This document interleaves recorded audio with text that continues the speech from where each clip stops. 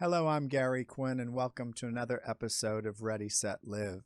My guest today is an actor, writer, and producer, Sherrod Taylor. Welcome to the show, Sherrod. It's so good to see you, and thank you. Thank you for having me on the show. Sherrod, during the pandemic, we all have a shared experience during lockdown. What was your bad habit that you maybe broke during this lockdown that you say, I really don't want to do that anymore? Oh my goodness. All right. So the lockdown, it was a blessing and a curse at the same time. But overall, I have loved my time during the lockdown because I've had the chance to spend it with my family. So I guess the thing that I broke was always having to do things or like the exciting things that I got to do in LA, whether it was a Hollywood Bowl or going to see movies or friends or meetings and, always doing something. So I honestly learned the art of doing nothing during the lockdown, but not necessarily nothing. Yeah, I was very productive as well, and I'm excited to talk about some of the things that I've been working on. Yes, and I think that we all have a path that we choose in this lifetime, and as a actor, writer, and producer, and people should know that you're also an attorney, it gives you a more broader sense of looking at it from different viewpoints. Um, I know you have started your path as an attorney, but what was the epiphany or the turning point where you started to get into commercials and modeling, etc.? How did that start? And I actually, in high school, got to shadow an orthopedic surgeon for surgery as well. So it's kind of like this random path that led me to where I am today. But I'm a firm believer of meeting people for reasons and your journey taking you to where you need to go. But yeah, so as well, while I was in law school, I had the opportunity to do an internship at Warner Brothers for the president of Warner Brothers. Exceptional internship. I got to go from business affairs to legal to current the current department, the casting department, production development, actually production of a show called Harry's Law with Kathy Bates. And so yeah, I kind of stuck my toe in the water then and there, but I always knew I loved storytelling and just the entertainment industry. I love movies. I love watching film, television, studying it. So yeah, I that kind of led to a career at Warner Brothers for a little bit. I developed television shows there, and then segued into working with a production company, um, well, several production companies after that, developing feature films and television content as well. And then I had friends who were in the industry behind the camera and in front of the camera, and got some headshots. A buddy reached out to his agent, submitted my information, my headshots, and yeah, that led into various commercials that I've done for worldwide brands, and just any day on set is extraordinary. Any day to get to do this craft and storytell, I'm so blessed by it, and the people that I've met along the way. Do you think that when you were growing up, there was a silent intention that you wanted to enter the entertainment business? So I grew up in Mississippi, in Leland, Mississippi, actually home of Kermit the Frog. So Jim Henson grew up in Leland, and he created Kermit the Frog in our hometown. And so, yeah, I always knew that one day I would like to tell the world various dramas, funny stories, comedies, and I didn't really know how I wanted to be a part of it. I always knew that it was fun. It was fun to tell the stories vividly and express, emotion through plays and um, writing literature and writing short stories. But I knew I would get there someday as a kid, but how I wasn't sure. But I just kind of put it to fate and to see where it was going. Now, you have an upcoming, you're actually the lead in an upcoming Christmas movie that we can't talk about really, but I know you play a dad of three kids. And what was that experience working on that film for you? An extraordinary experience. To work with children or animals, that's quite interesting, quite a different way of acting or working. But I love kids. I'm a big kid myself. I actually have four nieces and one nephew. And during the pandemic, I've had the opportunity to be with them and just hang with them a lot. But working with the kids on camera, uh, they were the most professional kids, and we had the best time. So yeah, it's such a great movie. The kids and I are in pursuit to find their new mother and my new wife. So anyway, the kids interview all of these women. It's really funny. It's a great comedy. I'm excited for it to come out. Yes. And also, you've got some other projects in the works that you're writing. We're actually writing together, so that's how I met you and have gotten to know you. Um, when you are in your, let's say, element, is it almost a stream of consciousness, or are you just there listening and downloading the information or the creativity? Because I think creative people have a process. What's your process? Inspiration, I mean, in nature, really. I love exercise. I love being out in nature. I'm a triathlete, so running, swimming, biking, and being going back and forth from the southeast to Los Angeles over this past year. I've had the opportunity to be with a variety of people, family, um, colleagues in LA, friends in LA.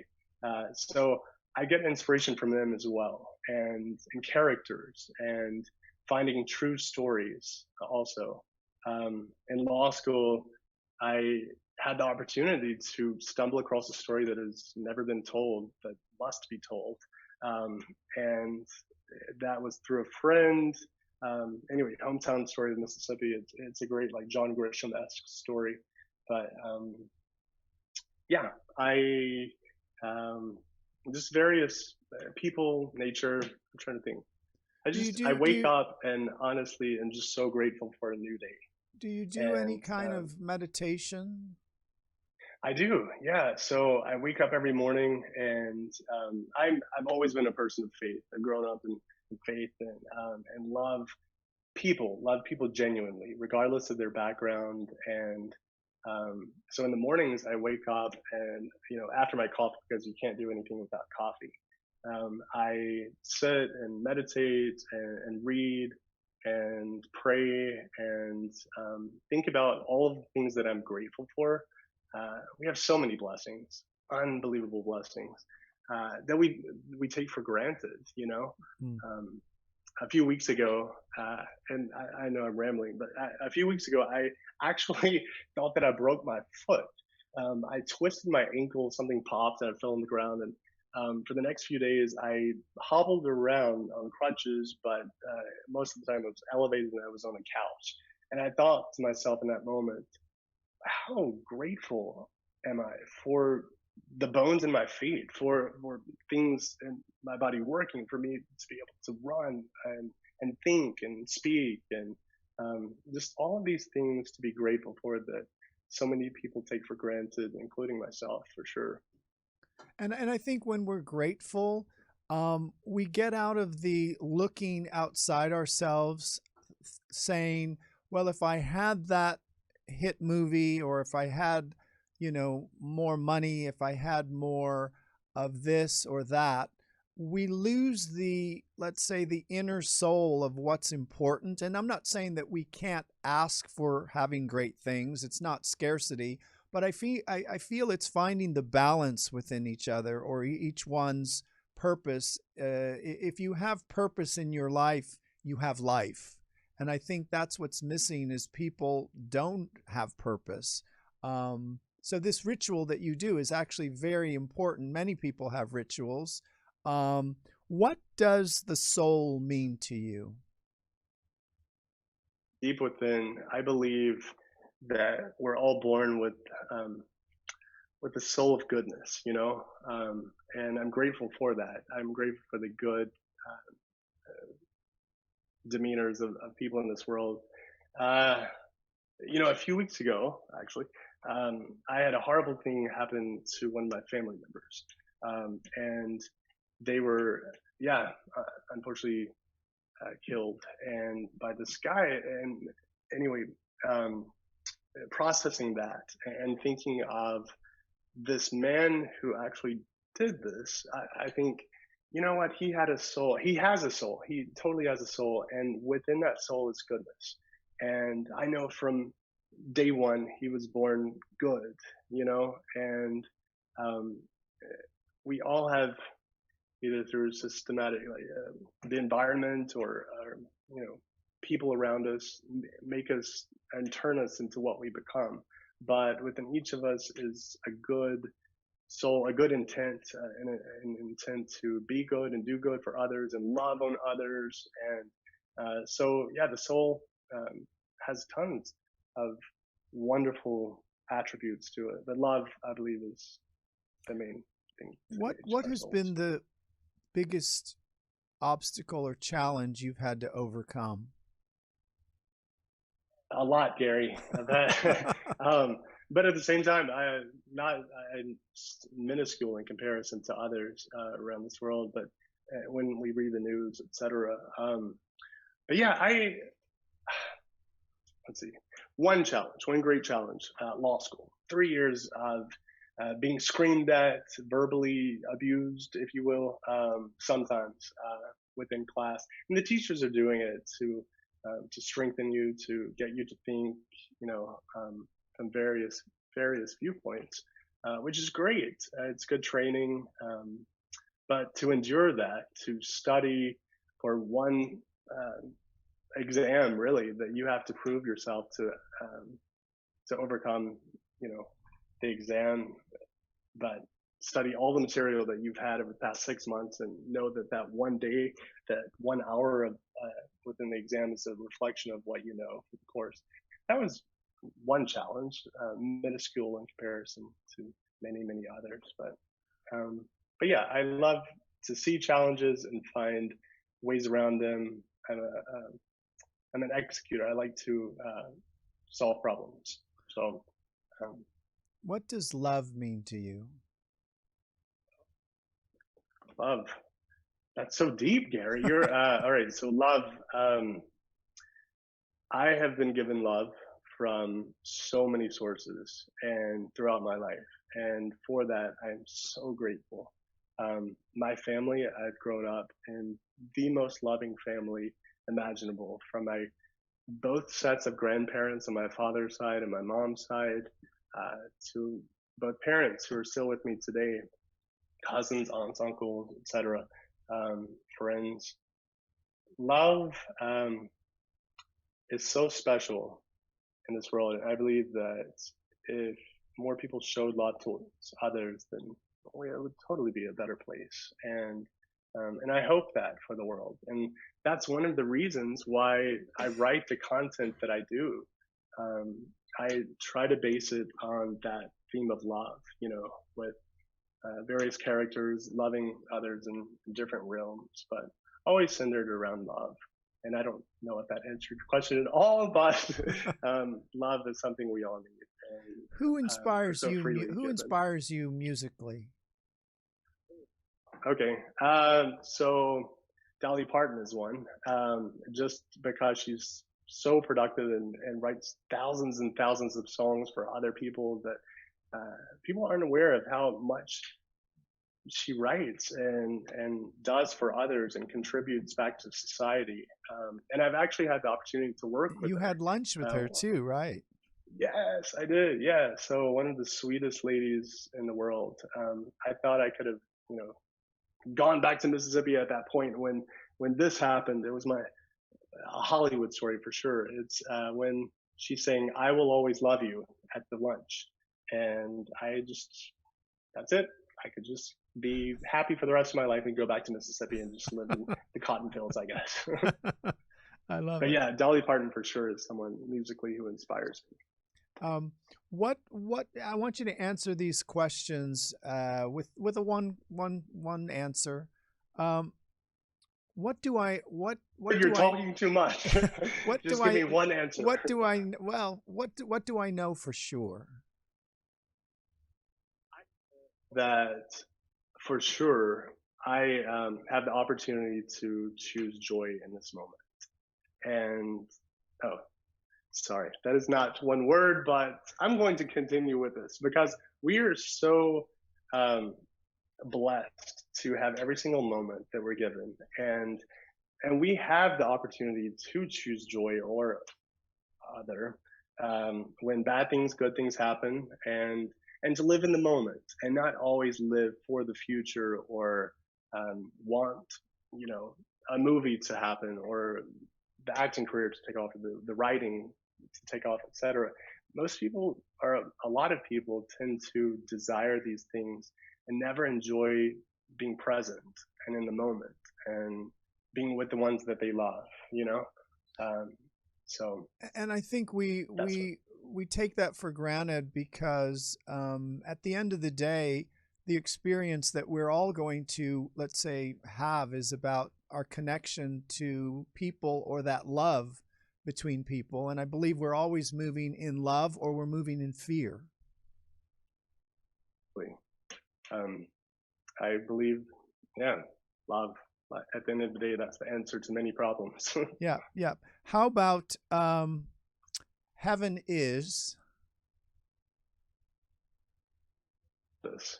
It's a matter of looking for it and finding it. God is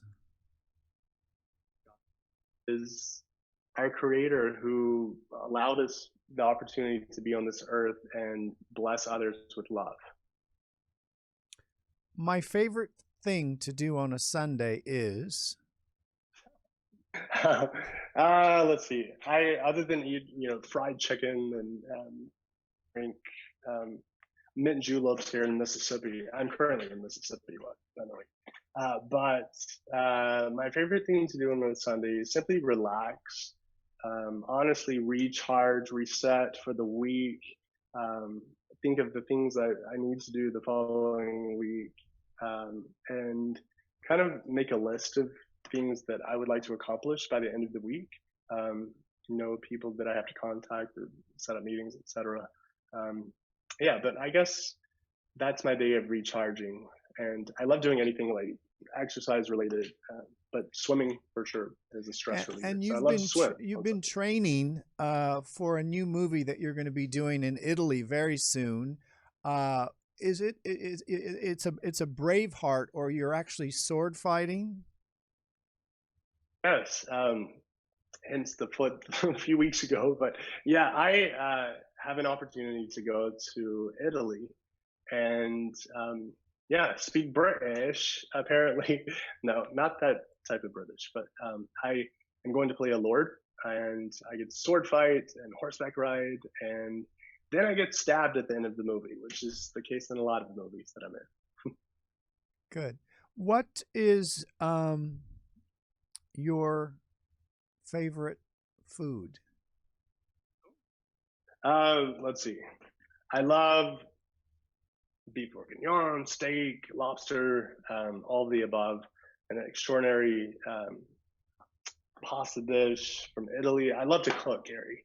I have you ever taken any cooking classes? No, but I just interviewed a chef who gave me some lessons. But I did learn how to make pasta. My friends from Italy, I know how to make a good pasta. That's about it. Um, but I should take classes. Maybe you'll teach me a few of your best recipes. Well, we'll go. We'll be writing and cooking at the same time. That's a good Correct. two birds with one stone. What vision do you have for the future for you? So many goals, Yes.